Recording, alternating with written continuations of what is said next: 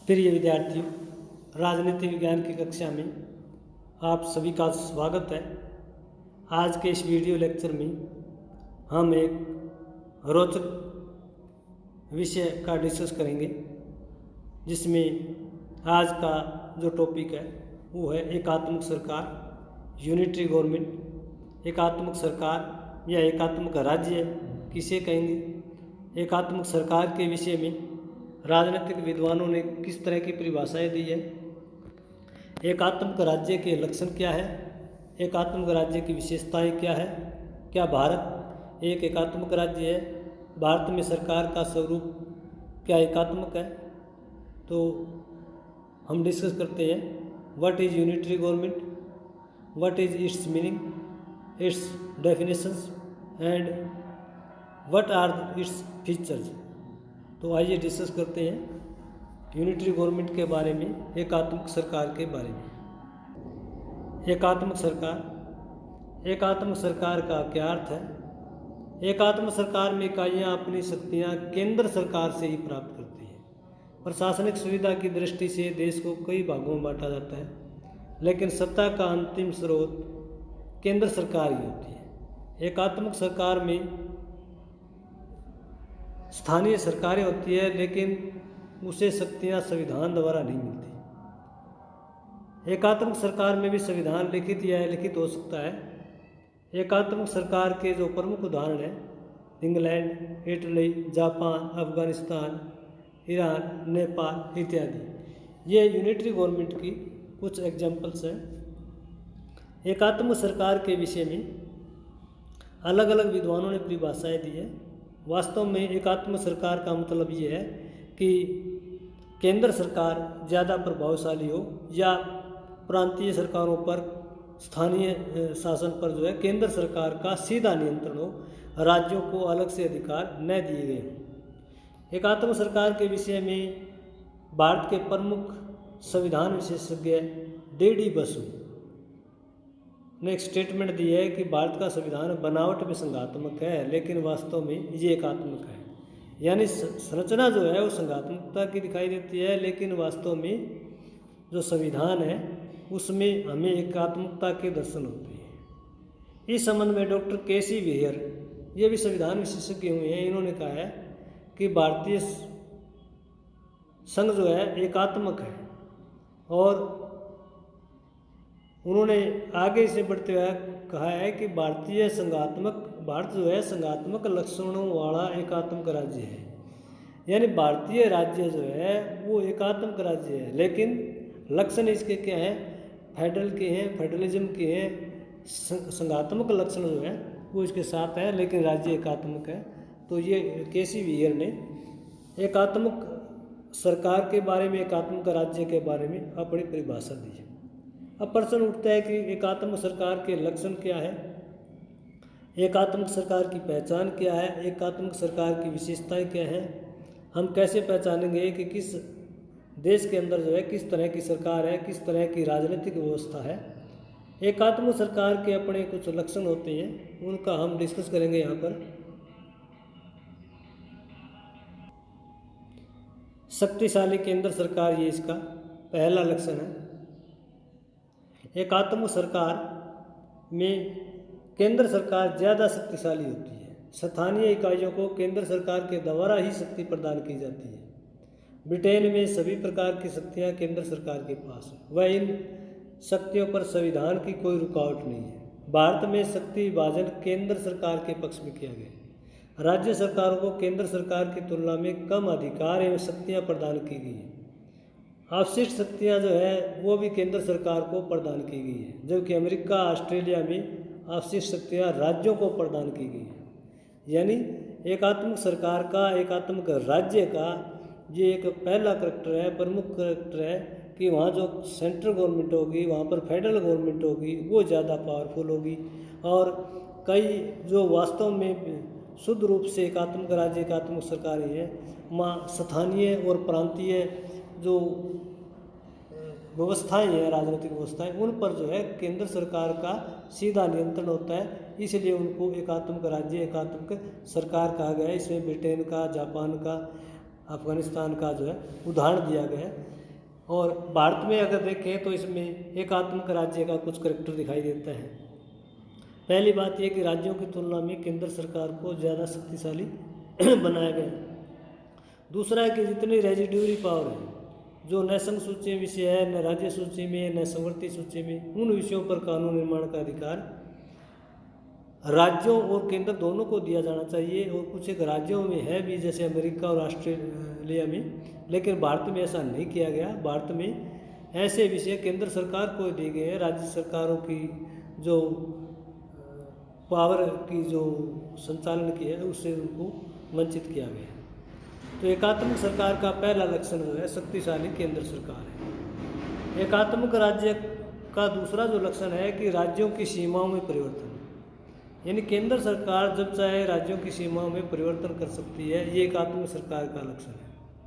भारतीय संविधान के अनुच्छेद 3 में संसद को अधिकार दिया गया है कि वह प्रांतों की सीमाओं में परिवर्तन कर सकती है। हालांकि संसद को इस संबंध में कानून पास करने के लिए राष्ट्रपति की पूर्व स्वीकृति लेनी पड़ती है। ऐसी स्वीकृति देने से पहले राष्ट्रपति के लिए संबंधित राज्य के विधानमंडल से उसके बारे में परामर्श करना आवश्यक है, परंतु वह उस परामर्श को मानने के लिए बाध्य नहीं है। एक प्रकार से पार्लियामेंट जो है राज्यों की सीमाओं में नामों में परिवर्तन कर सकती है।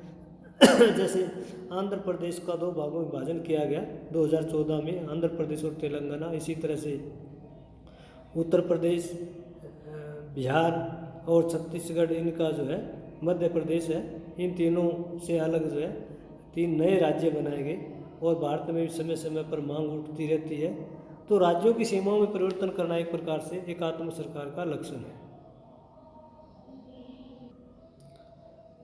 एकात्मक सरकार की एक महत्वपूर्ण विशेषता एकल संविधान का होना है। एकल संविधान एकात्मक सरकार की एक महत्वपूर्ण विशेषता है। पूरे देश के लिए एक ही संविधान का होना एकल संविधान कहलाता है। जैसे भारत में एक ही संविधान है, इंग्लैंड में एक संविधान है, नेपाल में, जापान में, पूरे देश के लिए एक ही संविधान है।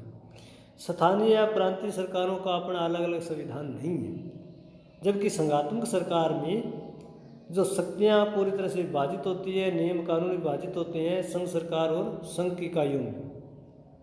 भारत में सभी प्रांतीय सरकारें और जो पंचायती राज सिस्टम है, नगर पालिका सिस्टम है, वो भी जो है भारतीय संविधान से अधिकार व शक्तियाँ ग्रहण करती है। इसलिए शक्ति जो है वो सिर्फ भारतीय संविधान में केंद्रित है। सारी sources, local government, state government, central government, सारी शक्तियाँ जो है, अधिकार, उत्तरदायित्व, वो भारतीय संविधान से ग्रहण किए जा रही है। इसलिए भारतीय राज्य को, भारतीय सरकार को एकात्मक सरकार कहा जा सकता है। इसके विपरीत अगर अमेरिका में हम देखें तो वहाँ के राज्यों के अलग संविधान हैं, उन्हें अपने संविधानों में परिवर्तन करने का अधिकार है। एकात्मक राज्य की, एकात्मक सरकार की चौथी महत्वपूर्ण पहचान है सिंगल सिटीजनशिप, एक नागरिकता का होना। जिन राज्यों में एकात्मक सरकारें हैं वहाँ पर इकहरी नागरिकता पाई जाती है। भारत, इंग्लैंड, जापान, नेपाल के निवासियों को इकहरी नागरिकता प्राप्त है। भारत एक संघात्मक राज्य होते हुए भी सभी नागरिकों को भारतीयता की नागरिकता, एकल नागरिकता प्राप्त है। अमेरिका, स्विट्जरलैंड में भारतीय नागरिकों को संघ की नागरिकता के साथ साथ वहाँ के जो फेडरल यूनिट है, जैसे अमेरिका में राज्य है और स्विट्जरलैंड में उन्हें कैंटन बोलते हैं, उनकी नागरिकता भी प्राप्त है। भारत में राष्ट्रीय एकता और अखंडता को ध्यान में रखते हुए सभी भारतवासियों, चाहे वो किसी प्रांत का हो या केंद्र शासित प्रदेश का हो, इकहरी नागरिकता प्रदान की गई है। एक ही नागरिकता है, वो भारतीयता की नागरिकता है। तो ये एकात्मक सरकार का एक लक्षण है। एकात्मक सरकार का एक अन्य महत्वपूर्ण लक्षण जो है एकल न्याय व्यवस्था का होना है। एकल न्याय व्यवस्था का मतलब जो है, न्याय में जो न्यायपालिका है वो सर्वोच्च हो, बाकी सारी जो स्टेट लेवल पर या लोकल लेवल पर जितनी भी न्यायपालिका है वो सारी एक ही केंद्रीय न्यायपालिका के अधीन होती है। केंद्र न्यायपालिका जो न्यायपालिका है उसके दिशा निर्देश चलते हैं। भारत में सर्वोच्च न्यायालय देश में सबसे बड़ा न्यायालय है। राज्यों में केवल उच्च न्यायालय और निम्न न्यायालय है। राज्यों के उच्च न्यायालय देश के सर्वोच्च न्यायालय के अधीन है और सर्वोच्च न्यायालय के निर्णय के विरुद्ध देश में किसी भी न्यायालय में अपील नहीं की जा सकती। सर्वोच्च न्यायालय का निर्णय अंतिम होता है। हालांकि राष्ट्रपति को पार्डन पावर होता है, लेकिन न्यायालय के रूप में सर्वोच्च न्यायालय सबसे बड़ा है। सर्वोच्च न्यायालय को इस संविधान का अंतिम व्याख्याता एवं संरक्षक माना गया। अमेरिका और स्विट्जरलैंड में भी संघीय व्यवस्था है, लेकिन इन देशों में राज्यों के अपने अपने सर्वोच्च न्यायालय। भारत में संघीय व्यवस्था होने के बाद भी एकल न्याय व्यवस्था का प्रबंध किया गया है, क्योंकि भारतीय संघवाद अमेरिका और स्विट्जरलैंड के संघवाद से अलग प्रकृति का है। भारत में केंद्रीकृत संघवाद है, एकात्मक झुकाव वाला संघवाद है। तो ये एकात्मक सरकार की एक महत्वपूर्ण विशेषता है। राज्यपालों की नियुक्ति जो है वो भी एकात्मक सरकार का उदाहरण है, क्योंकि भारत में राज्यपालों की नियुक्ति केंद्र सरकार या राष्ट्रपति करता है। राज्यों का इसमें कोई प्रभाव नहीं है। भारत में राज्यपाल राष्ट्रपति के प्रसाद पर्यंत कार्य करते हैं, और राज्य का मंत्रिमंडल जो है यूं मुख्यमंत्री वो राज्यपाल के प्रसाद पर्यंत कार्य करता है। तो राष्ट्रपति जब चाहे किसी राज्यपाल का स्थानांतरण कर सकता है, उसे पद से विमुक्त कर सकता है। एक साथ 2 राज्यों का राज्यपाल का जो कार्यभार है वो सौंपा जा सकता है। सामान्य तौर पर राज्यपाल राज्य के संवैधानिक अध्यक्ष के रूप में कार्य करते हैं, लेकिन जब राज्य में अनुच्छेद 356 के तहत राज्य के शासन की रिपोर्ट राष्ट्रपति को सेंड की जाती है राज्यपाल द्वारा कि उस राज्य का शासन भारतीय संविधान के अनुसार नहीं चला जा रहा है, तो उस राज्य में राज्यपाल एक प्रकार से वास्तविक शासक बन जाता है। तो इससे क्या है कि केंद्र सरकार का राज्य सरकारों पर ये सीधा नियंत्रण है एक प्रकार से। तो इससे हमें भारतीय संविधान के एकात्मक लक्षण दिखाई देते हैं। एकात्मक सरकार की एक अन्य महत्वपूर्ण विशेषता ये है कि राज्यसभा में असमान प्रतिनिधित्व। जिस तरह से अमेरिका में जो है वहाँ के 50 जो स्टेट हैं यूएसए के, उनको जो सेकंड चैम्बर सीनेट है जितना बहुत ज़्यादा पावरफुल है, उसमें प्रत्येक राज्य को चाहे वो जनसंख्या में या भूगोल में कितना ही बड़ा हो कितना ही छोटा हो, सबको 2-2 सीटें दी गई है, और 50 राज्यों में कुल सीनेट की 100 सीटें हैं। लेकिन भारत में जो 245 सीटें हैं उसमें राज्यों में जो है वेरिएशन किया गया। सेकंड चैम्बर जिसे हम राज्यसभा कहते हैं, उसमें जो है प्रमुख आधार जो है वो राज्यों को नहीं माना गया, बल्कि राज्यों की जनसंख्या को माना गया है। जैसे उत्तर प्रदेश में 31 राज्यसभा सीटें हैं, जबकि गोवा, सिक्किम, मिजोरम इनमें 1-1 सीट है। इसका मतलब ये है कि राज्यों को जो है बराबर का प्रतिनिधित्व नहीं दिया गया। ये भी जो एकात्मक सरकार का हमें लक्षण दिखाई देता है। स्विट्जरलैंड में प्रत्येक पूर्ण कैंटन को 2 और अर्ध कैंटन को 1 प्रतिनिधि द्वितीय सदन में भेजने का अधिकार है। लेकिन भारत में संघीय व्यवस्था होते हुए भी संसद के द्वितीय सदन यानी राज्यसभा में प्रत्येक राज्य को जनसंख्या के आधार पर प्रतिनिधि भेजने का अधिकार है। जैसे उत्तर प्रदेश में 31 है राज्यसभा की सीटें, और हरियाणा में 5 है, पंजाब में 7 है। अलग अलग राज्यों में जनसंख्या के आधार पर निर्धारित की गई है। तो ये भी जो है एक प्रकार से हमें एकात्मक स्वरूप जो है भारतीय संविधान का दिखाई देता है कि केंद्र सरकार का नियंत्रण है। नियोजन का केंद्रीकरण एक प्रकार से एकात्मक सरकार का लक्षण है। 1950 से लेकर के 2014 तक भारत में योजना आयोग जो है राष्ट्रीय स्तर की योजनाओं का निर्माण करता था, संचालित करता था। लेकिन 2015 में नीति आयोग उसकी जगह गठन किया गया, और नीति आयोग का अध्यक्ष जो है प्रधानमंत्री होता है, और अन्य सदस्यों की नियुक्ति भी केंद्र सरकार द्वारा होती है। हालांकि राज्यों के मुख्यमंत्रियों और अन्य अधिकारियों को इसमें पार्टिसिपेशन किया जाता है, उनको शामिल किया जाता है, लेकिन फिर भी केंद्र सरकार ज़्यादा इसमें प्रभावशाली होती है। राज्यों का अपना अलग से नीति आयोग नहीं है। राज्य सरकारें केंद्र सरकार द्वारा जो गठित नीति आयोग है उसी के निर्देशन में कार्य करती है। नियोजन में केंद्र सरकार राज्य सरकारों से परामर्श अवश्य लेती है, लेकिन केंद्र सरकार राज्य सरकारों की तुलना में ज़्यादा शक्तिशाली है। अगली महत्वपूर्ण विशेषता है कि एकल निर्वाचन आयोग का होना। ये भी एकात्मक सरकार का ही लक्षण है। भारत में पूरे देश के लिए एक ही निर्वाचन आयोग है, केंद्रीय निर्वाचन आयोग नई दिल्ली में।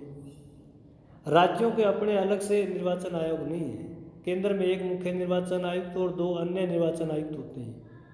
राज्यों में चीफ इलेक्टोरल ऑफिसर है जो पंचायत या अन्य प्रकार के चुनाव को संपन्न करता है। निर्वाचन आयोग लोकसभा, राज्यसभा और राज्य विधानसभाओं, राष्ट्रपति उपराष्ट्रपति के चुनाव को संपन्न करने के लिए अधिकृत होता है। केंद्रीय निर्वाचन आयोग राज्यों में चुनाव के लिए राज्य निर्वाचन अधिकारियों को कार्यभार सौंपता है। चुनाव आयोग 3 सदस्यीय है, जिसमें एक मुख्य चुनाव आयुक्त, 2 अन्य चुनाव आयुक्त होते हैं, जिनकी नियुक्ति राष्ट्रपति के द्वारा की जाती है। निर्वाचन आयोग राज्यों के चुनाव से संबंधित निर्देश जारी कर सकता है।